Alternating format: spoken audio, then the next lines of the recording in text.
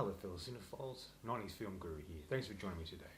Today I'll be looking at a film that came out in the 90s, really liked, that is very hard to get, and I remember first seeing it on VHS. So today I'll be reviewing Dreaming of Insomniac. This film came out in 1996 and starred Ione Skye, Kenzie Austin, Michael Landez, early appearance by Jennifer Aniston. Directed by Tiffany Del Bartello. Like I mentioned, the first time I saw this was on VHS. I don't think it's ever been released on DVD or Blu-ray in Australia. And the only real way I got to see it was on the streaming service Plex.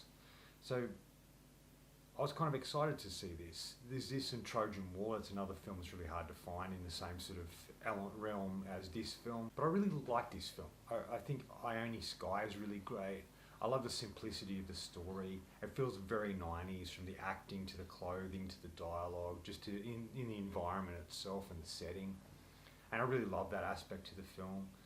And it has some really fun performances, and I think Ione Skye is a real standout here. And Jennifer Aniston is really solid as well. So the film really looks at Frankie, played by Ione Skye, a girl with insomnia who works at a coffee shop with her cousin and uncle. She's kind of a cynical person that has really impossible theories on love and feels she will always be alone, not being able to find the perfect partner. That is until a new employee at the coffee shop appears and shakes up her world. In a way, I think this is a quintessential 90s film. It has everything you'd expect to see it in the things I mentioned, in the clothing, the setting, and the dialogue, and the way the film's made. The film starts out in black and white, which is kind of a sort of an indie sort of thing that they used to do in the 90s a lot, especially art house films. And this is definitely an art house movie in a lot of ways.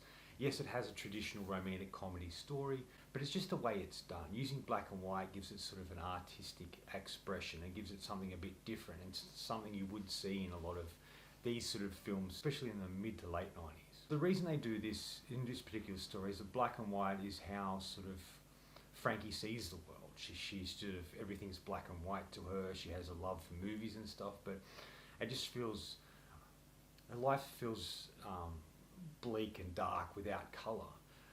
And that sort of changes once we were introduced to Kenzie Austin's character, who appears, and once she sees him, everything turns into colour. It's like her life has finally come to life, and it pops with these colours, and I kind of really like that aspect of the film. And it gives it something a bit different to all the other romantic comedies from this era. And also, like, it shows the directors kind of thinking about how they want to portray Frankie's world, how it's sort of black and white and there's not much to it, but once this guy comes into it, he adds a lot of colour, and then that's when it shifts into colour, which I think is really great. I like movies that sort of start in black and white and then shift into colour, because it gives it something different, much like Wizard of Oz, which is used in a different way, but it's kind of a similar concept. And it's kind of a similar technique that was used in that film. Like I said, it's a real product of independent cinema that kind of reminded me of Kevin Smith's first film, Clerks, and also Jon Favreau's Swingers. It has that sort of element and comes out in that sort of era. And it's sort of at the time of real independent cinema taking over and moving away from the studio system, and I kind of like that. I think Ione Skye is fantastic in this film. This is a star-making role in my opinion, and I'm surprised she wasn't bigger than she was.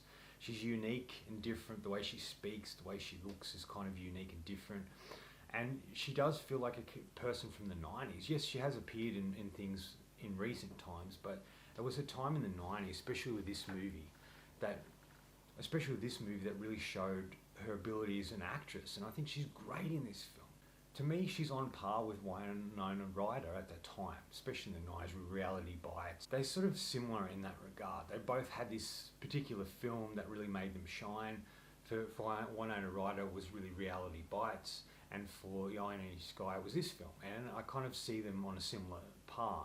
Winona Ryder went on to do many more films and become much more successful, not so much in her recent years, much like Ione Skye, but they're on the same par in the same realm and heading in the same direction as actors. It's just Winona had a much more opportunity to shine than Ione Skye did, which in a lot of ways I kind of feel sad about, because I really liked her and I really hoped she'd take off, and she just didn't. You know, the first time I really saw Ione Skye was in Say Anything with John Cusack, and that was kind of interesting and well done. and that was Cameron Crowe's early film, and there's just something about her in that film, but she never really took off. But this was, in my opinion, the film that should have made her career. And it's a film I really desperately want to see released on DVD or even Blu-ray, because it's a film that I think not a lot of people have seen, and I think it should be getting out there a lot more than it actually did at the time and has in recent years. It's kind of been lost because of that, and I just want to see it re-emerge. The film's kind of hip in a way and represents the 90s, like I've been talking about, in many aspects. But it's a type of film that transports you back to that time, and I like that. There's not a lot of films these days that feel like the present time of that time period. And the 90s is sort of the same in that regard. And this is definitely one of those films that feels like that period. Something really creative about the 90s and experimental and really trying different things, and this is definitely one of those particular movies.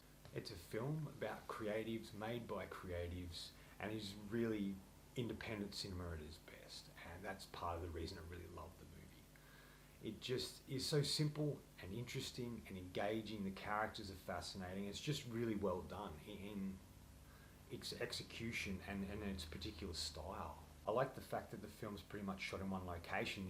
This coffee shop, yes, we do see Frankie's apartment, but that's above it, so it's kind of in the same realm. And I kind of like that the Frankie character kind of can quote movies. She wants to be an actress, much like Jennifer Aniston's character in the film. And she can do accents and she can do a variety of things, and she always quotes movies. And even at the beginning of the film, we open up, she's on a date with this guy, but she's dressed as Audrey Hepburn from Breakfast at Tiffany's, and I kind of like that. And there's moments throughout where she's dressed sort of to represent particular heroines, I guess, in a lot of ways, movie actresses. And I like that. I like films that are sort of steeped in cinema and film and talking about film and characters expressing themselves in creative ways. I think that is really great. There's some funny moments. Like I said, this was Jennifer Aniston's one of her early roles, and she's really great in it. She plays Frankie's friend, and there's a strong bond between them. The whole film kind of has a little bit of a timer in a way, in that Frankie and Allison are leaving. They're leaving the town to go off and pursue their lives as actresses and to live together.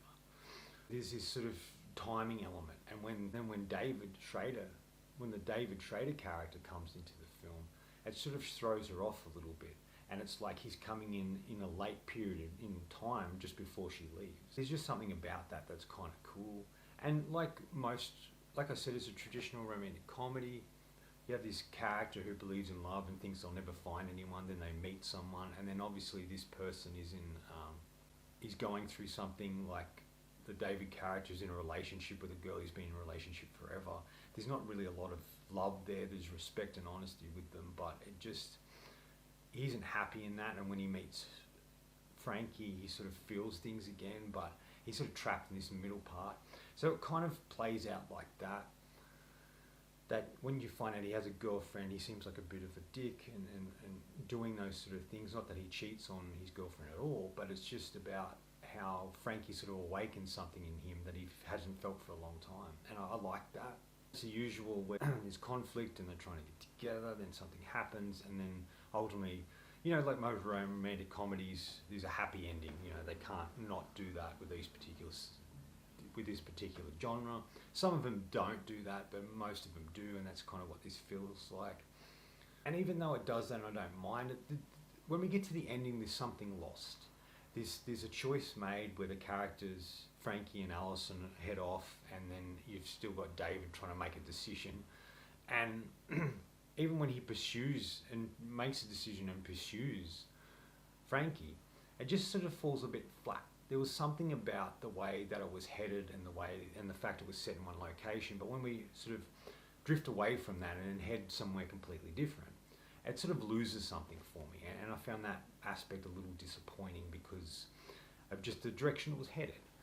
I still liked it, it just felt I was just a little bit disappointed in that direction. But I guess it is a type of ending you would usually see in these particular movies, so I guess in a way it works, even though it niggles at me a little. And I found this film so inspiring in a way, as I'm an amateur filmmaker myself and trying to get projects going. I just kind of like the idea of a simplicity story like this with interesting characters, an interesting storyline, and just sort of making something really creative and interesting set in one location. And I think this definitely accomplishes that in a lot of ways.